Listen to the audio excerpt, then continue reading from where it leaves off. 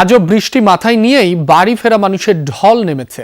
বাসের টিকিট না পেয়ে এবং বাড়তি খরচের কথা চিন্তা করে ট্রাক পিকআপে চড়েও রওনা হয়েছেন অনেকে। ঢাকা টাঙ্গাইল মহাসড়কের কয়েকটি পয়েন্টে গত রাতে তীব্র যানজটের ভোগান্তি আজ দুপুর পর্যন্ত পোহাতে হয় যাত্রীদের। তবে এখন অনেকটা স্বাভাবিক হয়ে এসেছে। হাইওয়ে পুলিশ বলছে, যানবাহনের বাড়তি চাপ, ভারী বৃষ্টি আর একাধিক গাড়ি বিকল হয়ে পড়ায় এই মহাসড়কে যানজট তৈরি হয়। Indulgence redefined.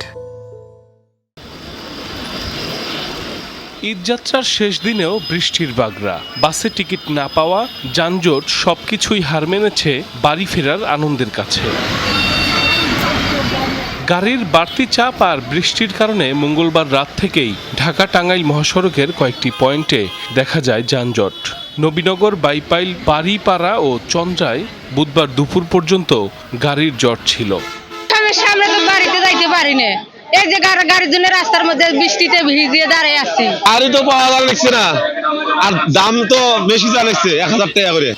যানজটের ভোগান্তির পাশাপাশি বাসে বাড়তি ভাড়া আদায়ের অভিযোগও করেছেন যাত্রীরা। ভাড়া তো বেশি যায়, 1300-1400 টাকা চায়। যেখানে গাড়ি ভাড়া 600 টাকা 700 টাকা, সেখানে গাড়ি ভাড়া 1500 টাকা করে চাইতেছে। তাহলে ভাবে কেমনে যাওয়া যায়? তারপরে যায় না। মহাসড়কের টাঙ্গাইল অংশের করটিয়া বাইপাস থেকে যমুনা সেতু পর্যন্ত প্রায় 30 কিলোমিটার এলাকা জুড়েও দেখা দেয় তীব্র যানজট। হাইওয়ে পুলিশের দাবি, ভারী বৃষ্টি, যানবাহনের বাড়তি চাপ ও একাধিক গাড়ি বিকল হয়ে পড়ায় এমন পরিস্থিতি তৈরি হয়। গলামালা তো ভেঙে গিয়েছে, 2 দিনে কোনো ঘুম নাই, 2 রাত কোনো ঘুম নাই, শুধু জাম আর জামে ঠেলছি, নাই কোনো খাওয়া দাওয়া। শরীরের অবস্থা তো দেখছেন, কণ্ঠ দেখছেন। আমরা সিরাজগঞ্জে আসি হচ্ছে 2.5 ঘন্টা টাইমে, আর সেখান থেকে আজকে 12 ঘন্টা পেরিয়ে গেছে, বাট আমরা এখন পর্যন্ত যমুনা সেতুই পাইনি। ঢাকা চট্টগ্রাম, ঢাকা ময়মনসিংহ মহাসড়ক ও পদ্মা সেতু হয়ে অনেকটা নির্বিঘ্নেই বাড়ি ফিরছেন মানুষ। এসব মহাসড়কে কড়া নজরদারিতে পুলিশ। পাটুরিয়া দৌলতদিয়া নৌ রুটে সকালের দিকে চাপ কম থাকলেও বেলা বাড়ার সাথে বাড়তে থাকে যাত্রী ও যানবাহনের চাপ।